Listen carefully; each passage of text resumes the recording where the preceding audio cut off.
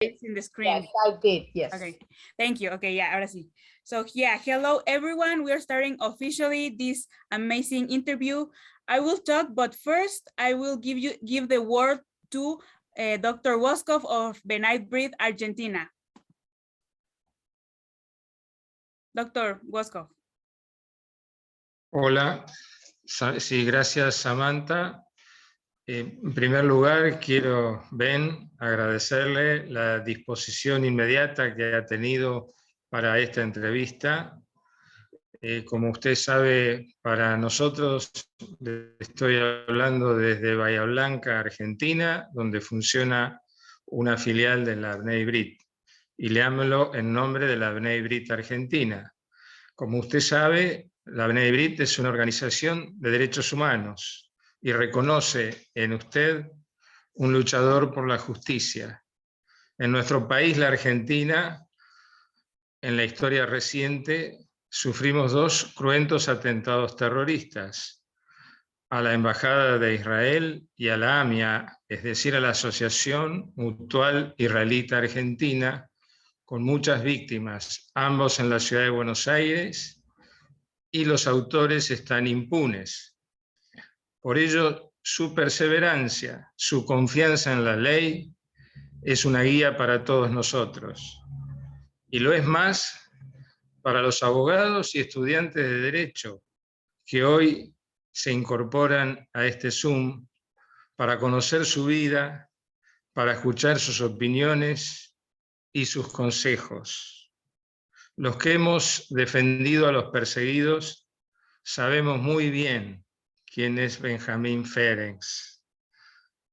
Mi agradecimiento especial en nombre de la Bnei Brit Argentina a Samantha Rodríguez del Río, a su grupo The Voice of the Silence, que hacen posible hoy que tengamos esta extraordinaria posibilidad de escucharlo. También a quienes han auspiciado este evento desde esta misma ciudad del sur de la Argentina, de Bahía Blanca, a la Universidad Nacional del Sur, a la Cátedra sobre Genocidios del Departamento de Derecho, al Colegio de Abogados de Bahía Blanca y a la Asociación Médica. Muchas gracias, Samantha. Thank you so much, Dr. Woskov. And just to start, yeah, I want to say that I am Samantha Rodriguez, as he said, and we are here part of the Voice of the Silence, Holocaust Awareness Project that was founded by me, and also my collaborator, Jessica Lepe, that is here. She's a historian, and also I want to thank, Diario Judío México that is always with us. Of course, Dr. Woskov, Benite Breed Argentina. Also, all the universities he mentioned, you know, the Departamento de Derecho UNS, Colegio de Abogados de Bahía Blanca y Asociación Médica de Bahía Blanca. And also just a special thanks to Frida Castellanos, the mother and the daughter, that they are interpreting for us today, and they are daughter and granddaughter of Arturo Castellanos, Righteous Among the Nations of El Salvador. He's a consul from El Salvador, and they are their descendants. So thank you so much, both Fridas. And thank you, Ben, a lot because of your effort to be here today and your spirit, your young spirit of telling your story. So I will start just asking you some questions, and you can tell us about your story. And also, if someone of the public, you have some question, you can write it on the chat.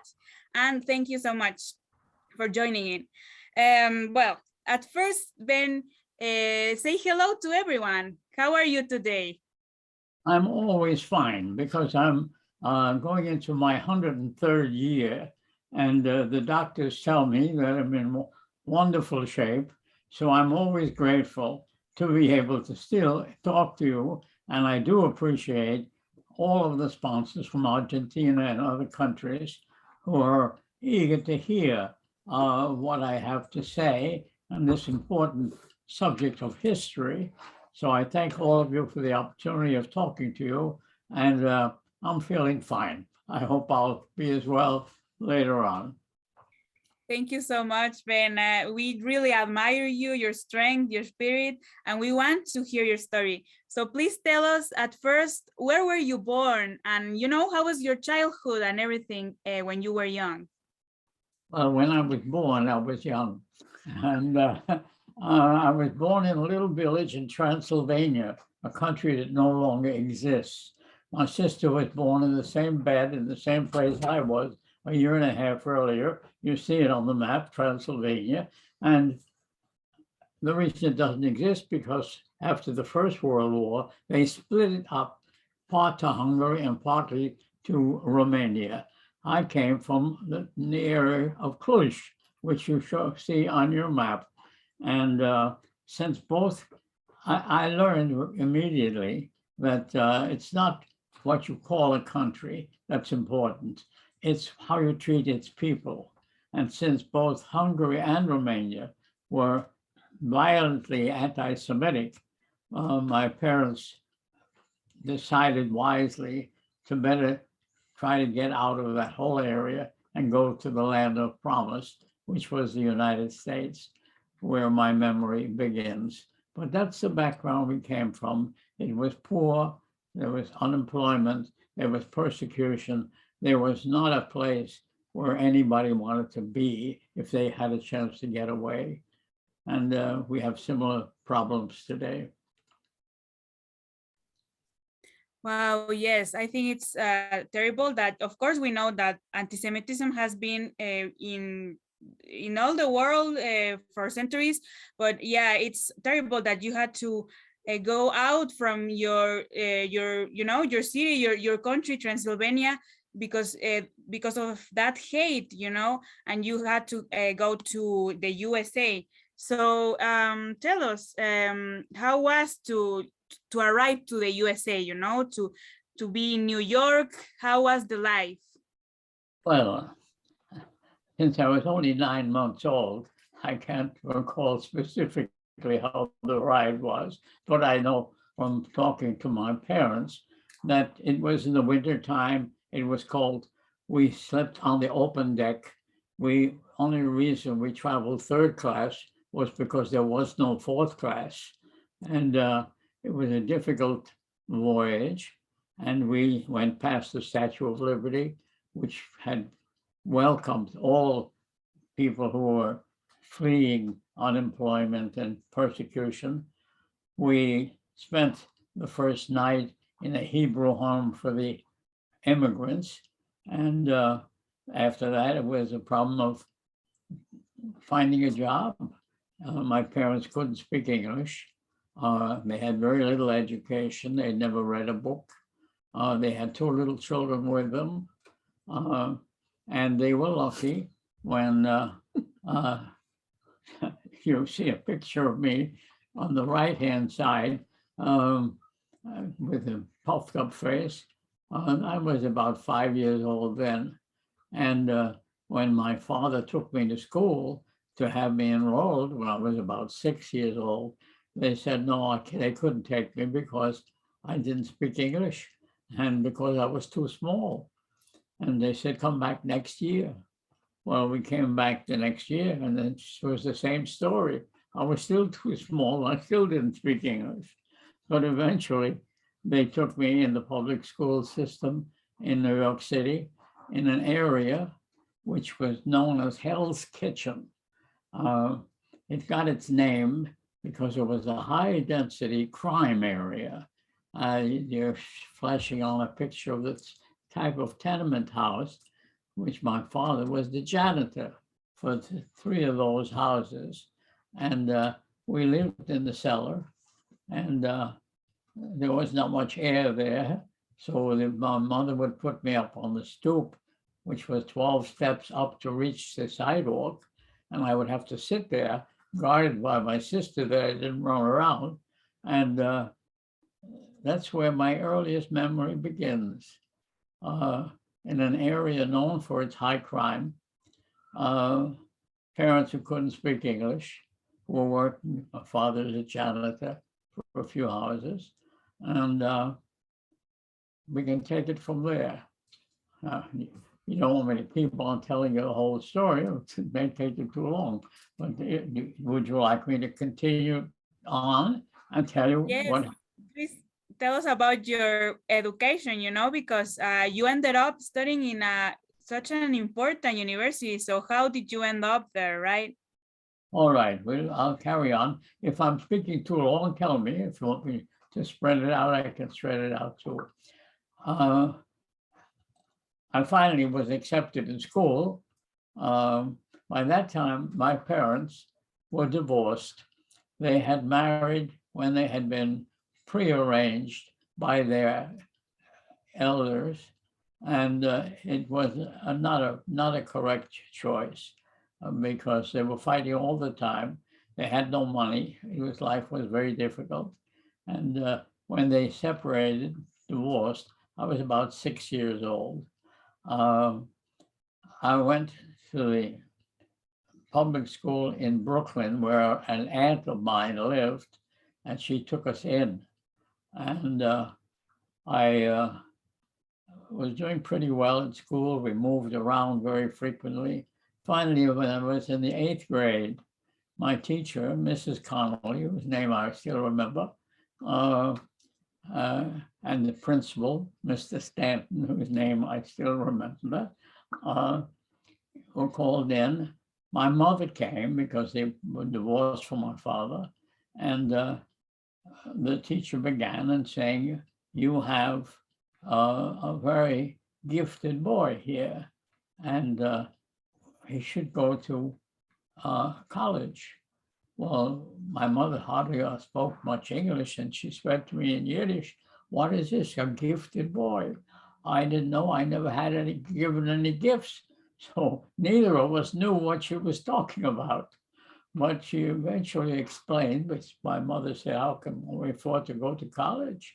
Then we knew college cost money. We didn't know anybody who went to college. And so she said, well, if he goes to a special high school, which you had shown a minute ago, Townsend Harris High School, named after some diplomat, if he passes it, it's on a college type curriculum, he would be admitted free of charge into City College. And so you see a picture there of Townsend Harris High School. I don't know if I'm sitting in the audience, I don't think so, but we're all little kids in a very difficult high school.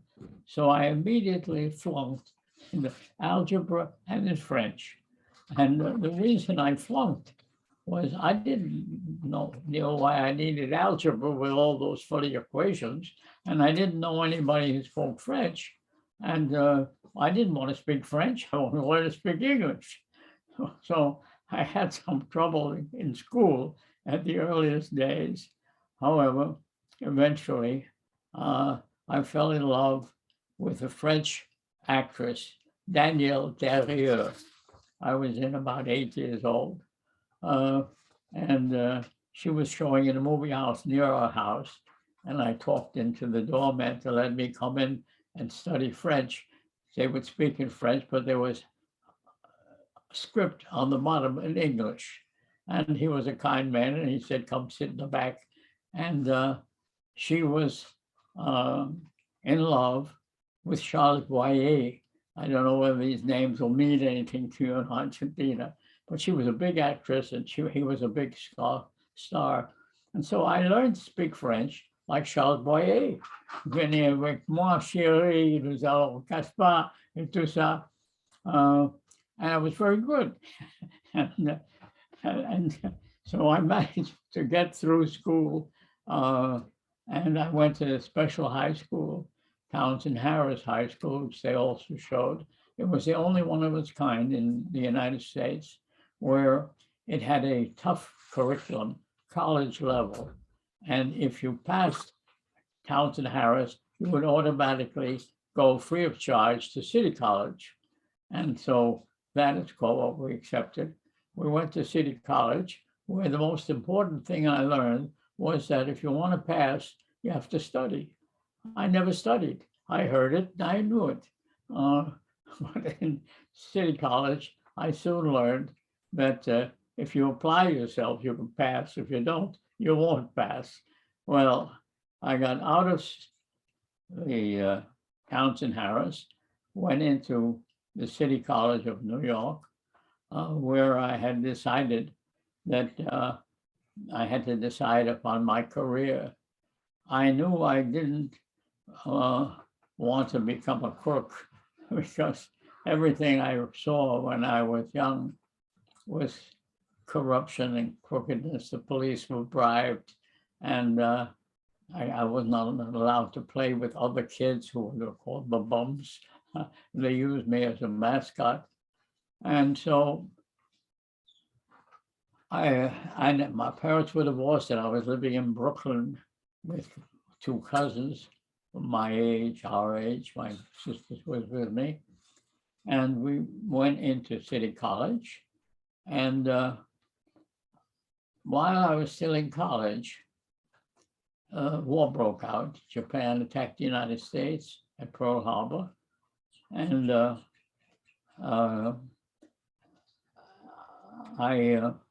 I'm trying to figure the time. In any case, everybody I knew volunteered to serve their country. And I volunteered as well. And but I thought I would do better in the Air Corps. That appealed to me somehow. And they tested me, and they said, we can't accept you because your feet won't reach the pedal. And I said, well, how about if I go as a navigator? So they tested me on that. And they said, if we told you to bomb Berlin, you'd probably end up in Tokyo. So I didn't do for that. And eventually, I was accepted to go into the Army in the lowest possible rank of buck private. And it was there that I began my career, a change in my career from a kid going to high school to a soldier with America at war. But that's another story. So we'll save that story unless you want to go on. Yes, well, if you can tell us first about how you got into Harvard, and why did you decide to study? Well, you just told us about the crime you have seen, but why did you decided to study law? Well, I made up my mind early when I heard an uncle of mine saying that Benny would make a good lawyer or a good crook. I didn't know what a lawyer was, but I didn't want to be a crook. So I said, I want to be a lawyer. And I didn't really know what a lawyer was. I thought Brooklyn Law School was maybe nearby, and I knew that. But it was explained to me that this was, you had to go to college first, and then you go to law school, and so on. And I went through the routine with very little idea of where it was going or why I was there. But the dean in the high school, Townsend Harris High School, he sent a note to my draft board. Soldiers were all being drafted to go into the Army. And he said, this boy shows unusual promise. Can you extend his induction into the Army for a couple of months when the semester will be over? So they extended me on the theory that I had unusual promise. And, I went into the Army, and they, of course, immediately recognized my talent. So they gave me the dirtiest job they possibly could find. The lowest person doing cleaning the toilets. I was the expert, and no matter how I cleaned it, they said, do it again. You're an educated man. You can do better than that. I had also then, after that, applied. I said, what's the best law school in the world? Because I was very short, about 5 feet tall, 5'2" if you want to count my 2 feet on my shoes. I wanted to be a lawyer, and I wanted to be able to stop crime. So my interest at a very early age, I would say, in Hell's Kitchen, I had decided I didn't want to be like the other kids. And so I found myself then asking which is the best law school in the world. And somebody said Harvard. So I wrote them a letter. And I said, I'd like to be a student. I have no money. I'd like to be a student. So they admitted me to Harvard and they granted me a full scholarship. I didn't realize it at the time that you had to pay for it, but they granted me a full scholarship. And I see a picture there of me sitting in Harvard with a Harvard banner and that graduation hat on my head. I was young then. And I went to Harvard and I did sufficiently well that they gave me a full scholarship and I graduated with honors and was hired by Harvard to be a student advisor, where students could go to for help on any work they had. So while I was there, the war had started, and as soon as I had finished school, I immediately went to the draft board and said, I've now finished school. They said, all right, you're being inducted now. And they inducted me into the United States Army. And they gave me the lowest possible rank, buck private. And being a Harvard graduate didn't help. On the contrary, said, oh, Harvard graduate, we'll give you a job, a nasty job. And so the Army took me in, and I went through basic training in the United States. Then a general came down and he said to us, now, gentlemen, you're in an anti-aircraft artillery battalion. Your job will be to shoot down the high-flying planes. He said, but don't worry, we have a secret weapon known as radar. And when the German planes are heading for you, they get picked up by the radar. We then connect with automatic firing to the 50 caliber machine guns, which we have on the ground, and they will automatically be fired and hit the target so that nothing's going to happen to the people on the ground. And you're going to be safe, and you're going to have to go into France, go into the ocean and get into France and liberate France, which was occupied by Germany. So that was the introduction in theory. When we got to where we were going, which was Normandy Beach, so-called the coast of France, and the planes came, and instead of shooting down whatever they were supposed to do with the radar, they targeted us on the ground very well, because the Germans took pigeons and they painted them with aluminum paint. And each plane would carry a few pigeons. They would turn the pigeons loose when we approached the target, and the guns would start shooting at the pigeons. We were the dead ducks down below. So what the general had told us to reassure us was a plain absolute lie. And I recognized that right away, and we all did, which of course had some influence on my attitude toward the US Army. But that's another story of my Army career. And I'll tell that if you like, but tell me if you have any questions or. Yes, please. It's amazing also, amazing and terrible, because we know about the landing of Normandy and the D-Day. We will like to know about your experience in that day, because of course it was such an important historical fact. Just to remind to our public that the D-Day was the invasion of Normandy, and it was one of the most important military operations, right? That led to the liberation of, from the Nazi regime, the concentration camps, etc. But of course, for you as a soldier, it was also a traumatic experience, right? To be there. So please tell us about the D-Day. Well, traumatic experience is one way to put it. We had waited for weeks for good weather to come, and we were eager to go. By the time we got there, we were all eager to start already, because we kept postponing it. The Germans had occupied all of France. France had surrendered. The beaches of Normandy, which was the area of France where we had planned landings, several landings, was very tightly guarded by the Germans, as I've indicated.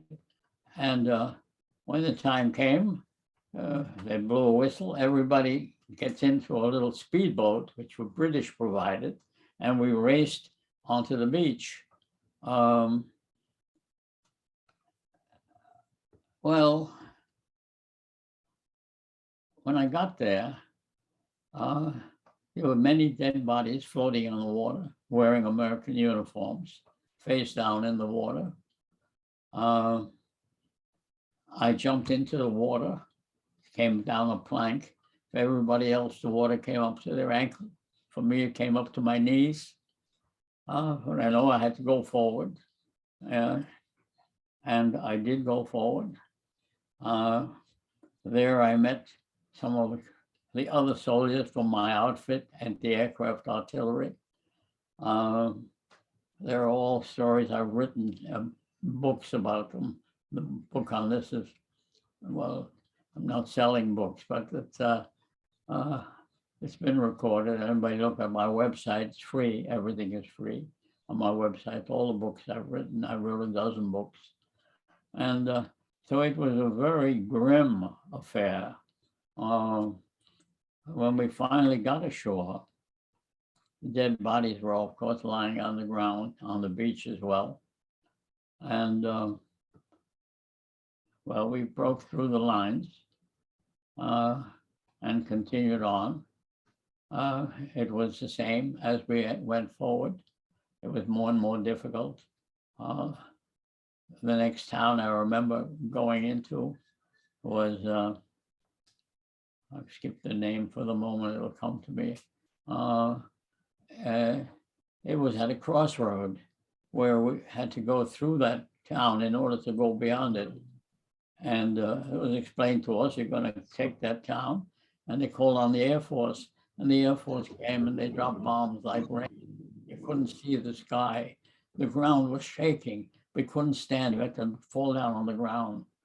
And they bombed the hell out of St. Lo, was the name of the town. And then somebody blew a whistle, we advanced. Well, when we got to St. Lo, which was over the hill, there was no St. Lo. All the houses were lying in the road. They had been bombed, brick stone houses had fallen in the road. We drove over the houses to go forward. You couldn't see a road anymore. And I realized that everybody who was in St. Lo was dead. No one could survive that kind of a bombing. And when everything was flattened, and there were Frenchmen, that was a French town. The Frenchmen, they had children, they had cats, they had dogs. Nothing survived that first thrust into France.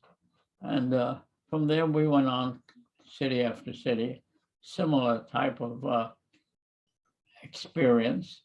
In every case, tough resistance coming from the Germans, the Americans pushing forward, the British coming along later. Well, eventually we got to a point where the war was over. I could repeat all kinds of things, but before we got to that point, I had been promoted to a corporal, big deal. And I was taken out of the artillery, about which, of course, I knew nothing. So they appointed me as a clerk typist. I didn't know how to type either. But they pulled me out and they said, we have orders from Washington to transfer you to the judge advocate section, which is a legal section of the Army, to set up a war crimes branch. And it said your name has been forwarded from the Pentagon. Well, I thought, who in the Pentagon got that bright idea? Well, during my time at Harvard, I had no money. I worked for a professor, Sheldon Gluck was his name, who decided Germany was already at war with some of the European countries. He'd write a book on war crimes, and he needed somebody to do the research on that. And so he hired me, and I read everything in the Harvard Law Library, and later in all other libraries as well, about war crimes. And I gave him a little summary on one page, and he incorporated that in a book on war crimes. And when the Pentagon was in touch with him, as he was constantly at that time, a student of mine is over there somewhere, go find Benny. And he knows all about this and how to set up war crimes and so on. So when they tapped me on the shoulder, they said, you go transfer to the judge advocate section. Well, I got to the judge advocate section, and it was a colonel met me there. And he said, your name has been forwarded for Washington with instructions to set up a war crimes branch. And this is the honest truth. He said, what's a war crime? So the soldiers knew conduct unbecoming an officer. They knew about absent without leave. They didn't know what a war crime was. So I said, I'll explain it to you. And by that time, I was already a corporal. And I knew more about war crimes than anybody else in the United States Army. I think I was the first man to deal with war crimes in the United States Army. So the next person who came to me was a fellow by the name of Jack Nowitz. He was also a private who had been at Yale Law School. And he had also been assigned to the war crimes branch. And he came into my office and he saluted me. He said, I'm ordered to report on war crimes. I said, sit down, you jerk, I'm corporal too. I said, oh, we'll see what we do. And so that's how the war crimes program began. Now it begins to get a little more interesting, maybe from your point of view. We would get a report, which was forwarded to the headquarters of the Third Army. It was General Patton's army. His name got to be known in America. George Patton. General Patton would say, we have overcome what looks like a work camp. And the people are coming out, looks like they're all starving. They just reported on what they had seen when the tanks came rolling into the camps. I said, let's go. I jumped in a Jeep and I raced to the camp. When I got there, I saw, that's my Jeep, hammer a line that says, always alone. I said to the colonel, just give me a Jeep and turn me loose. I'll get the job done. Just get out of my way. And so I was given a Jeep. I painted immer allein, which in German means always alone.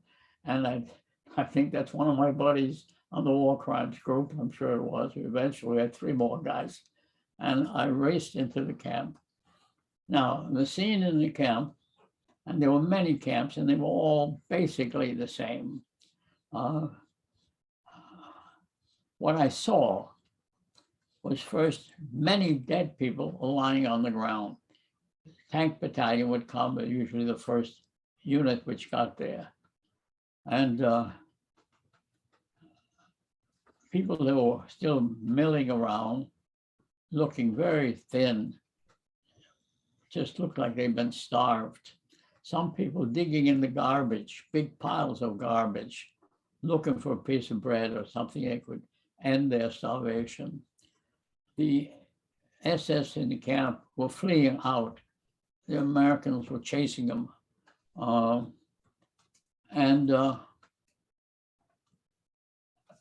It was a horror camp, really. They were all the same. Well, I was to find out who was the American commander in charge. And I'd go to the commander, the tank battalion usually, and I'd say, look, I'm here on orders of General Patton. I had prepared a little authorization slip with his name on it, which was signed by a lieutenant. And I said, I'm under orders to collect evidence of war crimes. I want 10 men immediately to surround the Schreibstube. The Schreibstube is the office. Nobody goes in or out without my permission. because if anybody got in there, our American soldiers or the people who were still there, they would destroy it. So I'd get 10 men surrounded, nobody in or out. I would go in and find who was the inmate who was handling the clerical work. And these were always inmates themselves. They were not German soldiers. And I would say, well, what have you got here? So we had the lists of the people who came into the camp, where they came from, what their name was, what their nationality was. And they also had a little book for the soldiers, the German soldiers in the camp. They had an evening club. And if you went to the club at night, they put a stamp in that book. When the book was filled, the inmate who was issuing these books was supposed to issue a new one, but destroy the old one. He didn't destroy the old one. He saved it. Now, if they had caught him saving those books, they would have killed him on the spot, I have no doubt. So he kept it hidden. And when he had a box full of those little books, which showed a picture of the SS officer who was a member of the club and the dates when he was there, he buried them and near the fence, the electrified fence. All the camps were surrounded by high barbed wire, electrified, so if you touched it, you'd be killed. So he went and near the pole where the SS was sitting on top so they could see the whole camp. But right at the base, it would be fairly safe. They dug a hole and he buried this. And he said, I've been waiting for you. Here's this. And he gave me a box, a wooden box. I dusted it off. And there I found the cards of all these SS guys who had been entertaining themselves in the camp. But when the card was full, they got a new one. And I had the old cards with their picture and their date and their times. Terrific piece of evidence. But what impressed me more, that every time this inmate did that, he took his life into his hands. They would have killed him. He said, I've been waiting for you. He still had enough faith and courage to do that, knowing that there would be a day of reckoning. And that was it. So we were greeted, welcome our liberators. That's me sitting in a corner. So that's a little incident of, it's hard for me to recall them. You want to cry.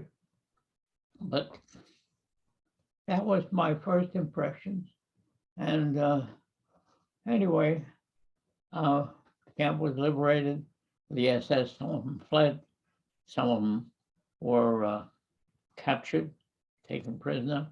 Some of them were beaten on the spot. I had an incident in another camp. I went from one camp to another. I went to about half a dozen camps. The inmates caught one of the guards. And they beat him and they put him on a tray, a trolley, which they transported bodies to the crematorium. And had two wheels on it and they push it. And they got this inmate and this guard, and they began to beat him, and then they took him to the crematorium and put him in. They tied him to this stretcher that was used, and they pushed him in the crematorium. They let him cook for a while. Then they took him out again, but he was still alive. So they pushed him in again, and they beat him again until finally it was obviously well done. He was cooked. And I'm watching this.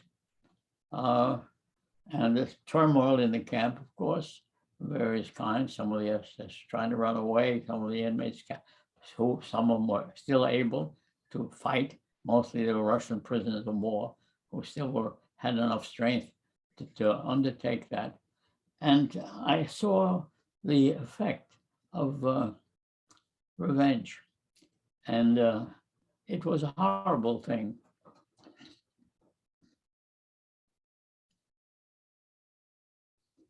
I asked myself, could I try to stop it? I had an M1 rifle, and I had stopped him in France from clipping the hair off girls who had been fraternizing with German soldiers.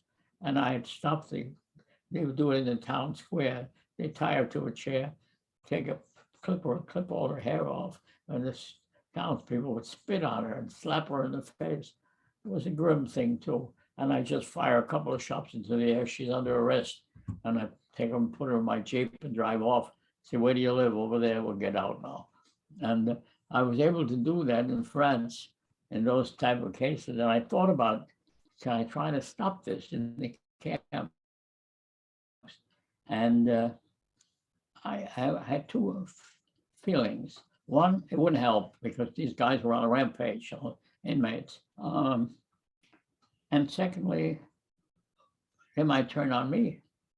And thirdly, really, they probably deserve it. And so I saw it firsthand. And the lesson I carried away with that is that vengeance can be very mean and rotten and is to be avoided. It was where I got convinced about the preference of the rule of law, no matter what. It's going to be better than beating them up and cooking them, which I witnessed. Well, I think that's enough on this phase of my work. I can't imagine. I mean, we can't imagine the horror, you know, that of course you experience, yeah, as a part of the liberator side, because you had to go into these terrible places, like they were like hell, and you didn't know about what was happening, like really the madness, the horror, and going into these places, you know, to collect all this evidence that you had and all this terrible and hard experience you told us. I know that it was so frightening.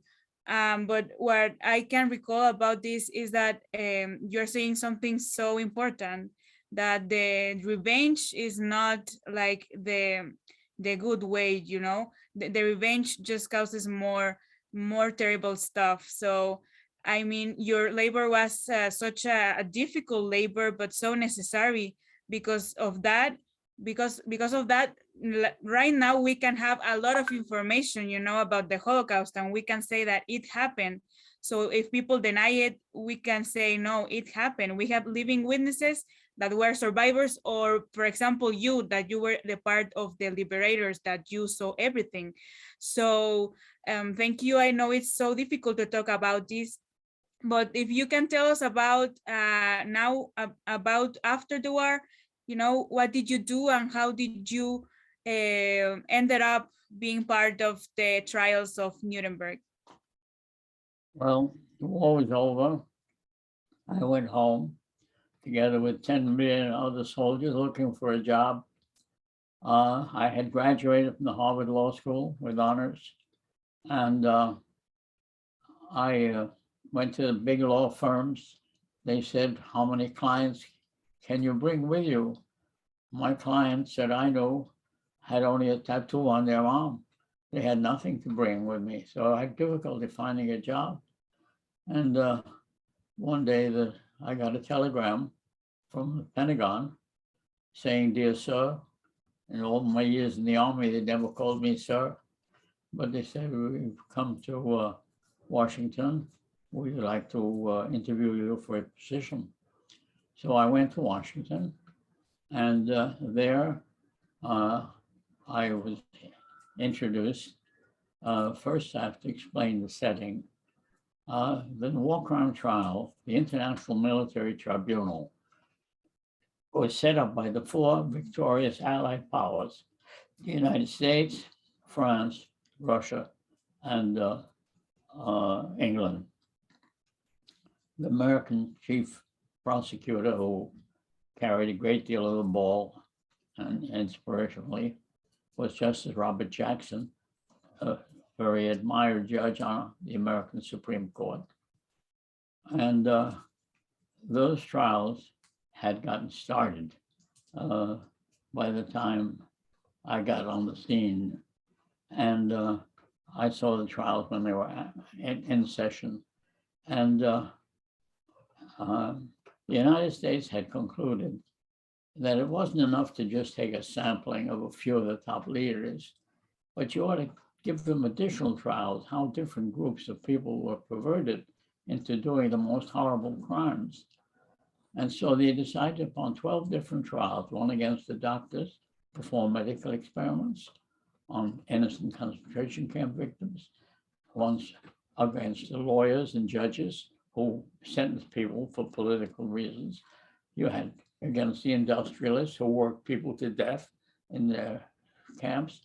And so these 12 trials were designed to give the German public primarily a sense of what this was all about and give the world a sense on trying to understand how you could do that. So they called me to Washington and they wanted me to set up a war crimes tribunal of some kind. I had already written on the subject and written, rehabilitating of army offenders was an article I remember in the law journals. Anyway, I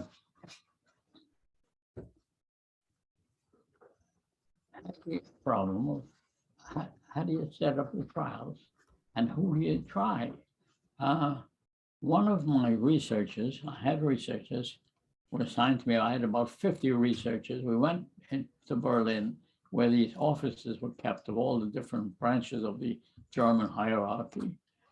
And we had certain suspects in custody in Nuremberg, where the trials were all going against Goering and company. And my instruction to the staff was, look, I will divide them into different portions, A, B, C, and D, of the territory in which the German troops were advancing and committing crimes, and to arrest those against whom we had overwhelming evidence of committing overwhelming crimes. And one day, a young Swiss boy who spoke German, of course they all know German, he said, look what I found. And he brought in a stack of papers. Oh, I don't have anything here like that. Make it short, make it short, make it short, make it short. He brought me a stack of papers, and these were in German, Ereignismeldungen aus der UdSSR, which showing off my German. Translation was situation reports from the Soviet Union. These were daily accounts, which were sent by the commanders in the field, saying how many people they killed, where, who was in charge, and he forwarded to headquarters where it was consolidated, forwarded to Berlin. Berlin took the consolidated copies, which they sent it out to various SS and Nazi leaders all over Germany, 99 copies.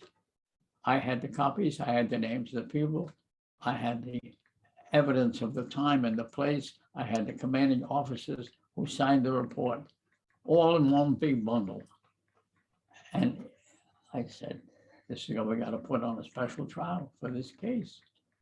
So I flew from Berlin down to Nuremberg, where the trials were already beginning. And I spoke there to the man in charge of these subsequent proceedings, as we called it, General Telford Taylor. We were later law partners in New York. But at that time, he was general, and I think I had been promoted to sergeant. I said, we have to put on a new trial. He said, we can't. The lawyers have already all been assigned. The budget has been allocated. The Army is not very eager to continue with these crimes. They'll never agree. The Pentagon will never agree. We can't put on a trial. I said, look, I have in my hands right here a case of mass murder of 1 million people. And I had added them up on my little adding machine. I picked up from one of the offices there. And when I got to 100, I stopped 1,000. 1 million. When I got to 1 million. The public wants to ask you questions. Well, not maybe the question I have here, and if anyone else has another question in the chat, but yeah, we want to know about what you're saying. Of course, I will want to specifically ask about the Insights group and case that you were saying, right? Can you tell us about, like, shortly, how was the Insights group and case that was led by you? Okay, Short, make it short. either you speak or I speak. She told me, Okay, Ben, make it short. The Because Einsatzgruppen medium questions. report, see, and there's a picture of there in action, except there wouldn't be 4 shooting one person, they have 1 shooting 40 or 100. These defined exactly what was done by that particular unit, special. They didn't word Einsatzgruppen can't be translated to action group.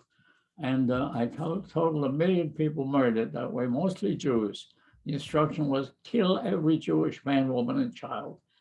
Whatever you catch them, wherever you find them, kill them all. Do the same with gypsies.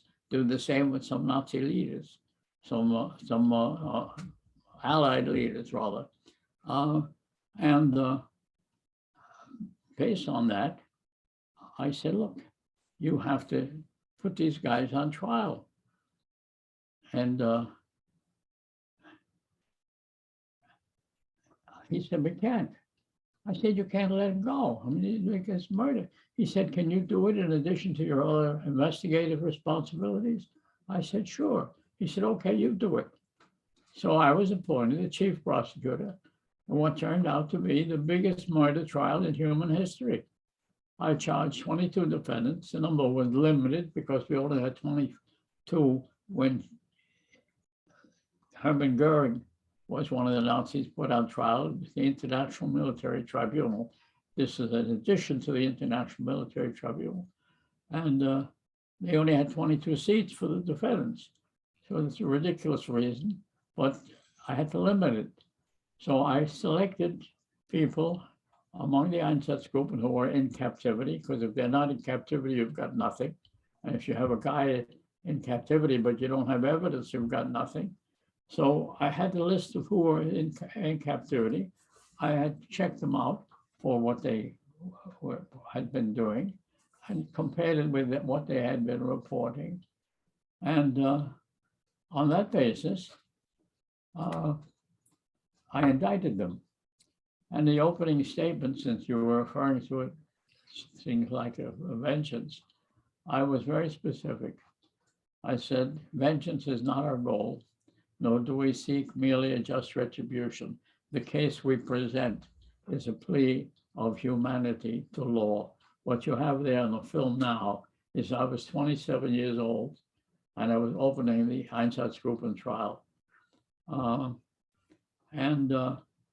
I asked the court to set a rule of law which would protect everyone everywhere and assert the right of all human beings, regardless of race or color or creed, to live in peace and human dignity. And if you don't do that, you're committing a crime against humanity. It's the first time I used that crime in a prosecution also. It was, I rested my case after 3 days. I detailed from their own reports exactly how many people they reported they had killed in which town at which time.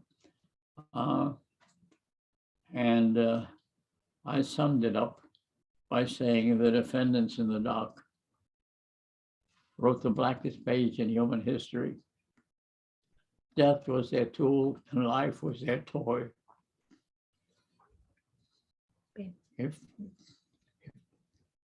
If these men be immune, then law has lost its meaning and we must all live in fear. I'm sorry if I'm really carried away a bit by the memory of I was 27 years old, I'm 102 years old now. Yes, you were so young, and as far as I know, it was your first trial, and it was the most important trial in the history. And it's not just that, it's that you made an amazing labor, you know, like getting this justice for what happened. And also not just that, the thing that you introduced this term about crimes about humanity, and you are like one of the pioneers of the international court. I think that's your legacy, and that's amazing, because we should not have more war in this world, as you say, right? Law, not war. That's an amazing and a beautiful quote. Was I summarized everything. I ended with a slogan, law, not war. I asked audiences, college students, do you think war is better than law? Surprisingly, very often they say, yes, you got to fight, you know, for your rights. I say, you're crazy. You're out of your mind. Law, even if you get a bad decision, is better than a decision you go to war, which kills millions of innocent people, had nothing to do with it. The people who started the war, who caused the war, they're usually not members. They're staying home. They send young kids like you out to go out and kill other young kids like you, who never harmed you, who never did any harm to anybody. And then they kill them. And you think that's glorious? I don't think that's glorious. We are men of law. Anyway, that gets me off into what I've been doing with the rest of my life. So I came away convinced that human beings could behave in a horrible way. I asked them, why do you kill the children? Well, if they grew up and knew that we had killed their parents, they would be enemies of Germany too. And we were interested in long-range protection of our fatherland. Therefore, we had to kill them too.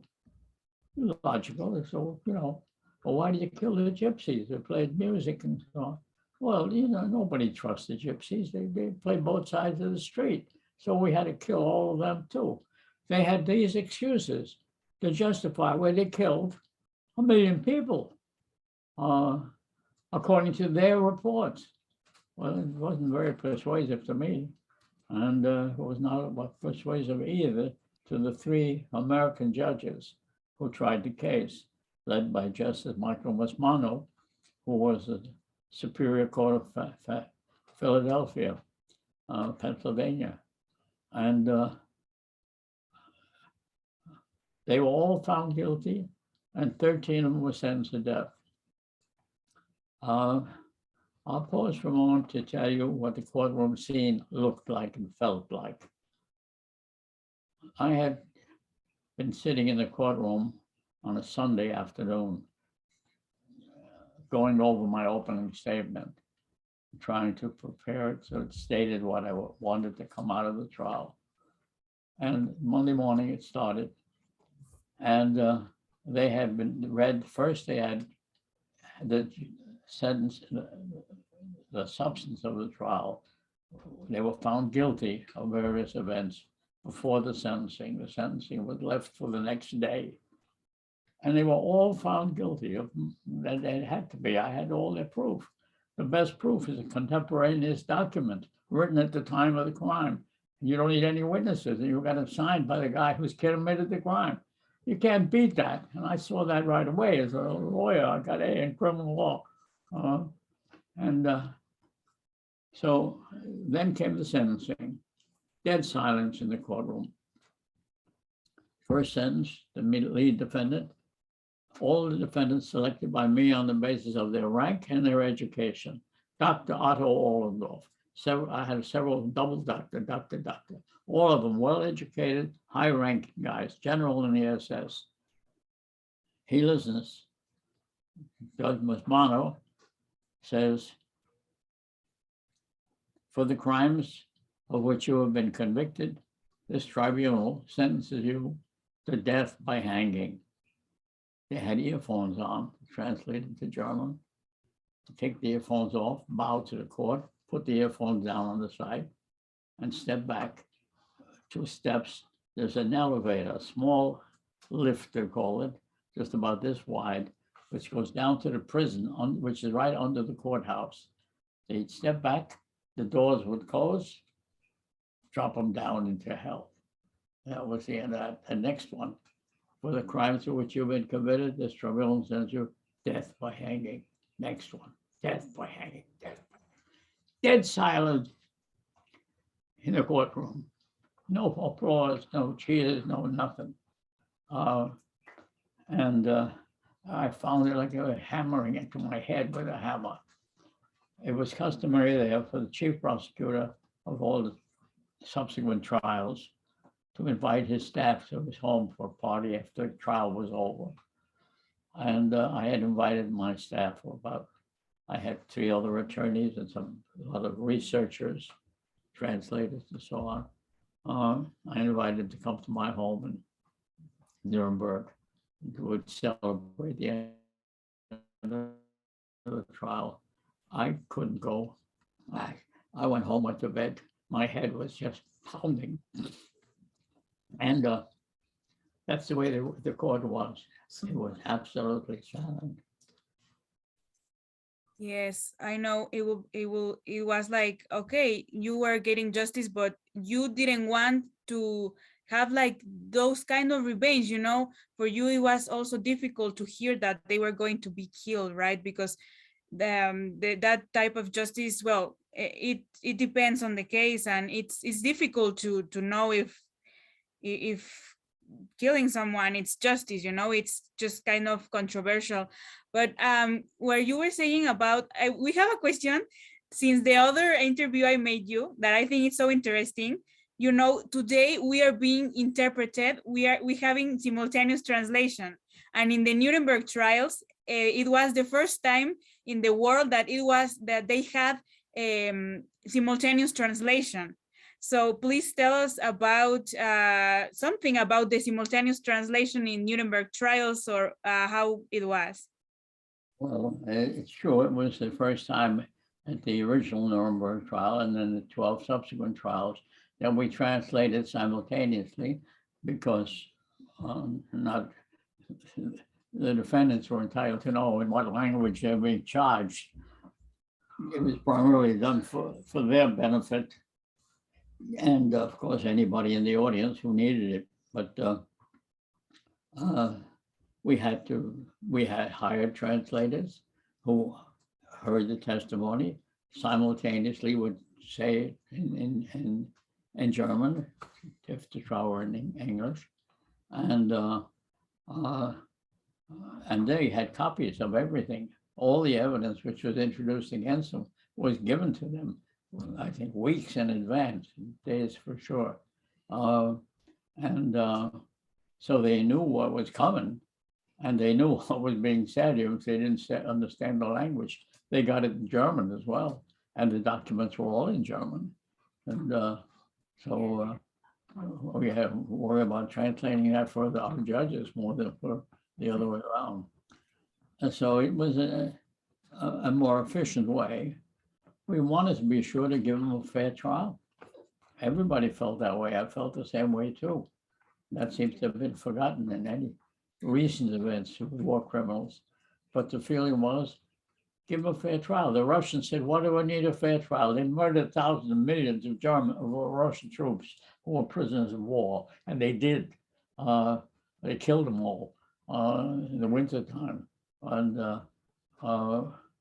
what do you need a trial for? So the Russians were not convinced that we needed a trial, because we had the fact. We know what they did. And but the American way was indict them, let them know in advance what they're going to be charged with, give them counsel of their own choice. I had 22 defendants. Each one was entitled to a German defense lawyer of his choice, or an American defense lawyer. Some of them picked their defense lawyer. So 22 defendants, I had 44 German lawyers against me. We just have, sorry. Yeah. That we just have like 3 more like short questions because of the time. The first one is about, please tell us about, shortly about how you are a pioneer of the International Criminal Court, and about the restitution of the Holocaust survivors that you fulfilled after the war? Yes, well, it occurred to me very early on that what we're dealing with here is not just one trial against 22 defendants or 24 defendants or 10 trials. What we're trying to do is to set up a legal system which will protect everybody who would normally be killed if you wanted to kill people of different race or different color. In order to do that, you have to have several things. One, you have to clarify what the law is. I wrote 2 volumes on defining international law. Secondly, you have to have a court to try them. It has to be a fair tribunal. I wrote 2 volumes on an international criminal court. Thirdly, you need enforcement of the rules that you're laying down for everybody. It must bind everybody equally. I wrote the 2 volumes. We're still waiting for enforcement. The nations have not yet come to that. We have created new rules, universal declarations of human rights, picked up in many national jurisdictions as well. We have courts, the International Criminal Court, which was set up after the Nuremberg trials. The trials were still on, set them up, international criminal courts in Nuremberg, in The Hague, excuse me, in The Hague. They invited me to do the closing remarks of their first case, which I was very tickled to do. And the enforcement arm, and we have other international courts now in all different parts of the world who have picked up from the Nuremberg precedent. What we have not done is done anything to really enforce the rules. And if we don't enforce them, you might as well not have them because it's phony. And so the missing link is still missing. These are the chief prosecutor, that's another prosecutor, the judges. So I have worked very hard trying to convince nations to create international criminal courts to agree. They finally have an international criminal court in The Hague. They tell me recently they put a bust of my head there in the entrance. And I know they have a bench mark called Ben Ferencz bench, says law, not war, and in front of the international court. But it's still moving, and many people don't want it. Many people are not convinced that we need it. The Russians were never convinced. They said, look, if you know who they kill, they kill them. And I'm ashamed to say that President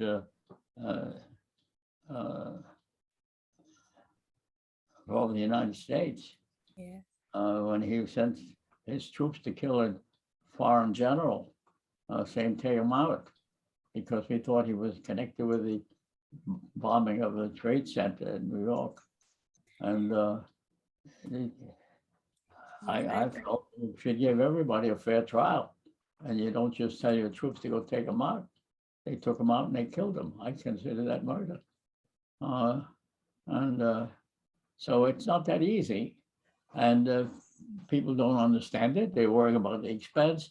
They're worrying about the accessibility of getting to the criminal. He is often protected by the country in which he lives.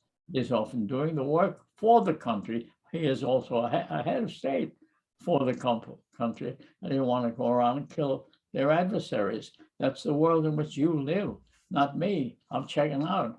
But until you have law, courts, and enforcement, you've got an imperfect system, and it won't work because any one of those component parts of a rational legal order is vital. And we are moving in that direction. I am not discouraged. I am encouraged by all the praise that I get for seeing the picture, law, not war. Some people think it's a fool's errand. They will never have it. Maybe they'll be right. I don't know. I won't be here, but I'll live forever. I know, it's amazing the labor you have done in all your life to ensure justice. Law, not war, and making this base for the International Criminal Court. I think that was so important for our future and our present. So we will just have two questions. The first one is, from Bahia Blanca, someone here in the chat, and she's asking, in 1947, did you realize your huge contributions for the humanity and for law? No, I did not, because I was working then on the next phase, compensation for the survivors. It's not enough to just punish the criminals. What about the poor survivors who were killed? You can't compensate for death because we refuse to measure the value of a human life. Was grandpa worth more than grandma?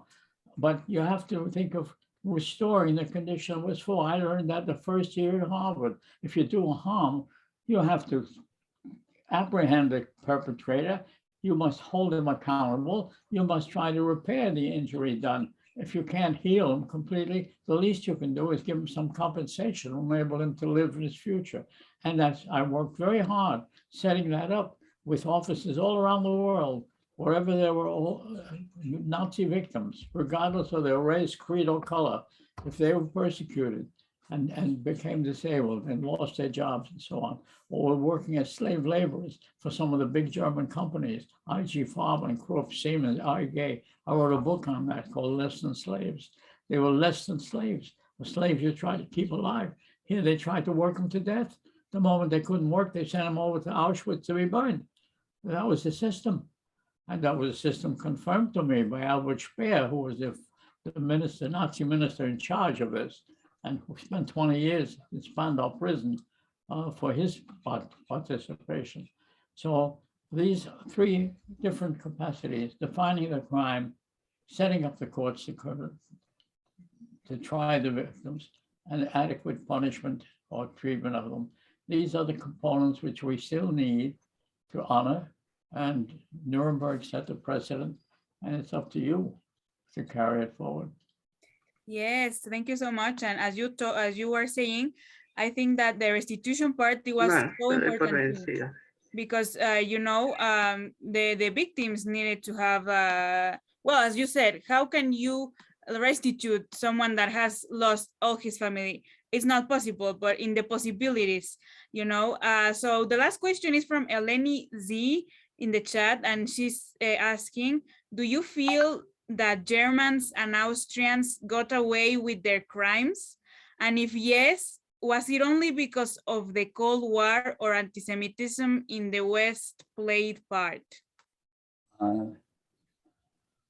I asked myself that question before the trial began.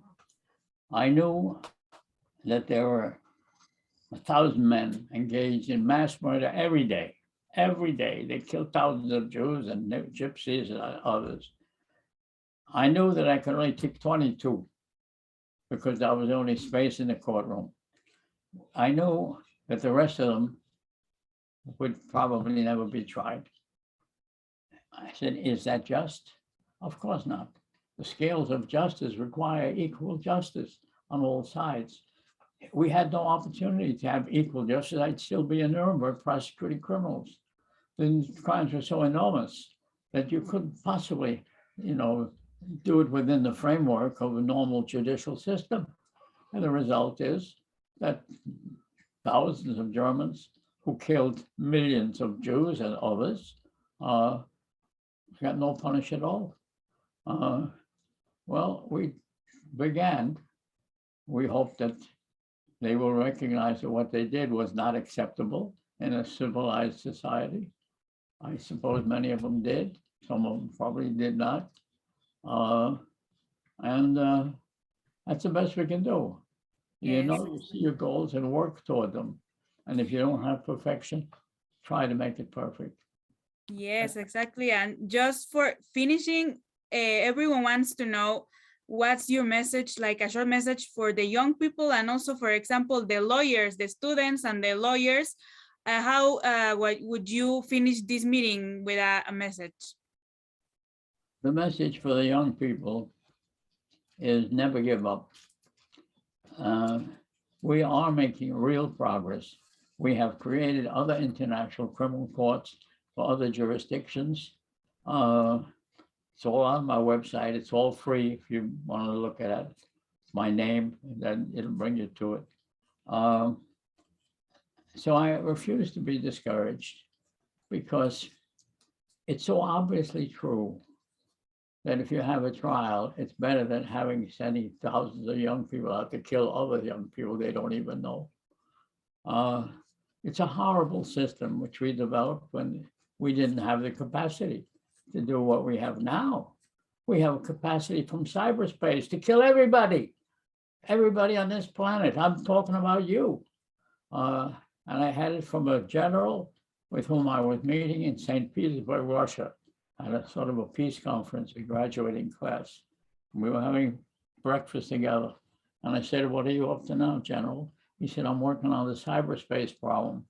I said, what's that?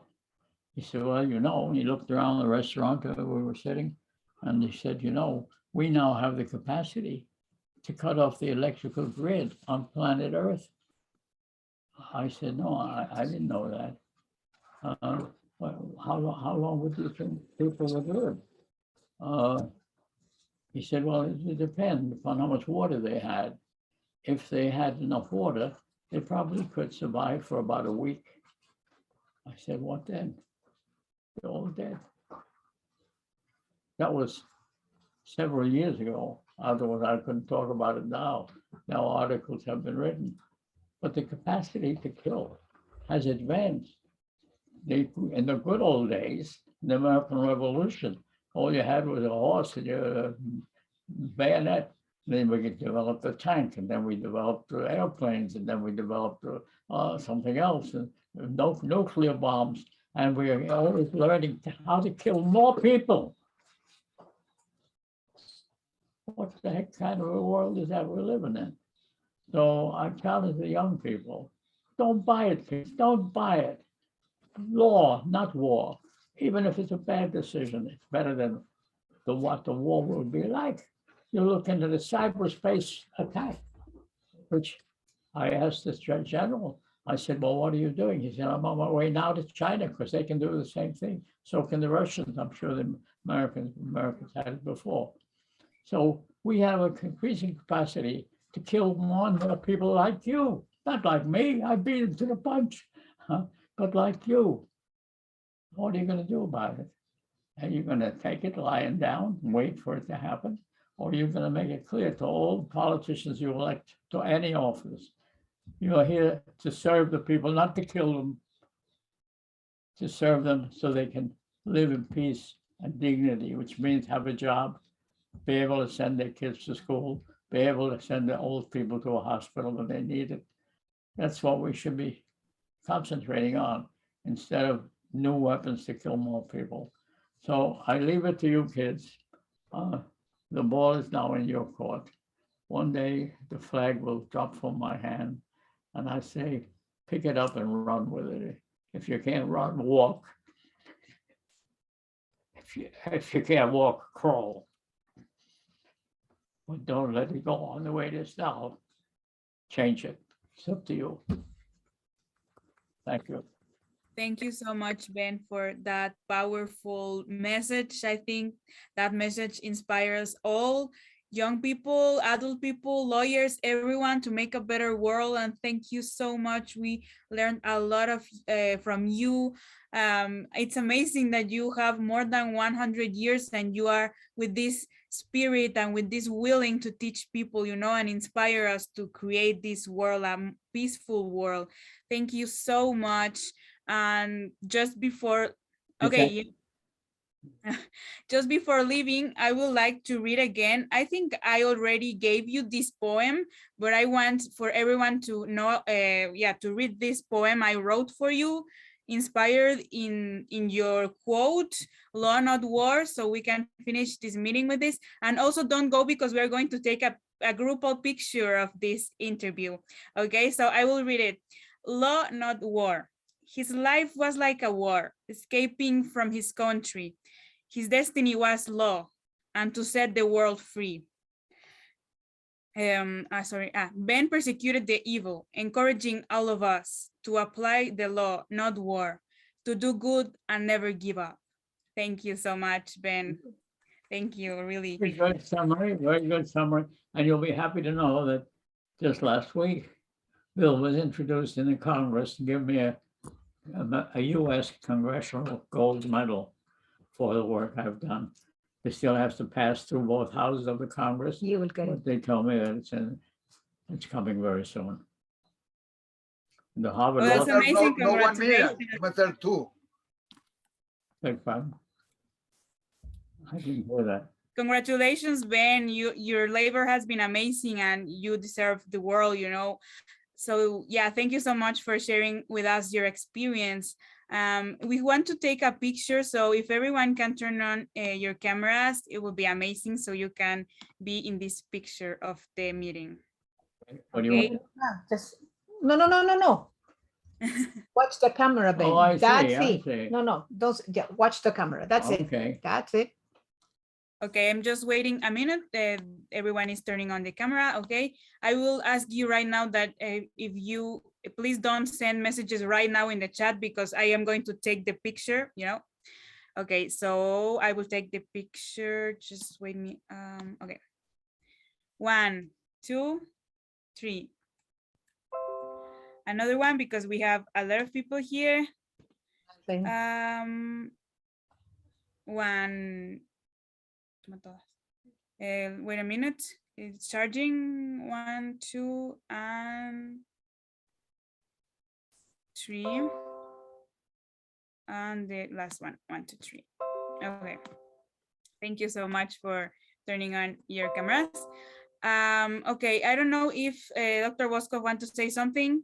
If not, I would like you to invite you to our next events. But Dr. Woskov, I don't know if you want to say something to finish.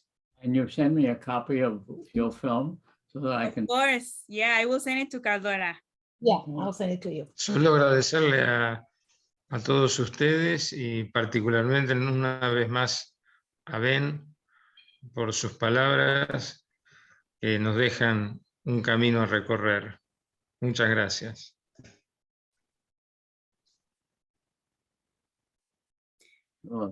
Thank you so much, Dr. Woskov. And just before we leave, I would like to invite, for the people that speak Spanish, because unfortunately this event I'm going to tell you is in Spanish. Tomorrow, me and Jessica, we will be talking for a government organization of my where I live, Morelos, Mexico. We're going to be talking about our project about the voice of the silence. The conference is called Remember to Not Repeat. So we will be in this webinar tomorrow at 4:30 p.m. Mexico. It will be in Spanish for the ones that speak Spanish. And I sent the link in the chat. But also if you would like to register to our mail list, I sent the Google Forms. I will send it again to the chat if you want to register to our next interviews. Yeah, tomorrow is this one about the voice of the silence, about my story, because my ancestors were Jewish and Polish and they were persecuted in the Holocaust. And we also wanted to invite you to our next event that, yeah, it's also in Spanish, but we will have in English in January, okay? So keep posted. The next event we are having is next Friday, December 10th. It will be an interview in Spanish with Sophie Goldberg. She is a daughter of Holocaust survivors, and she's an author of 2 or 3 books. And she wrote this book, The Jardín del Mar, the Ocean Garden, something like that, about the story of her dad. So you can register in the link I sent in the chat. So thank you so much, really, everyone. It has been an amazing meeting. Thank you, Ben. Thank you, Carlota. Thank you, Dr. Woskov, Jessica, Isaac from Diario Judío. Also the 2 interpreters, Fridas Garcia. Thank you so much for being here. And we wait for you in the next interviews. Thank you so much. And you can follow us in our social media. And thank you so much. You can open your camera and your microphone to say bye and thank you to Ben. Thank you so much. Thank you. Thank you, Ben. Hag Sameach. Hag Sameach, yeah. Happy Hanukkah to everyone. Ben, happy Hanukkah, please. Hag Sameach. Thank you, Ben. Gracias. Gracias. Thank you, Ben. We wish you a really happy Hanukkah to all our Jewish friends. Bye. Bye. Bye. Thank you. Bye.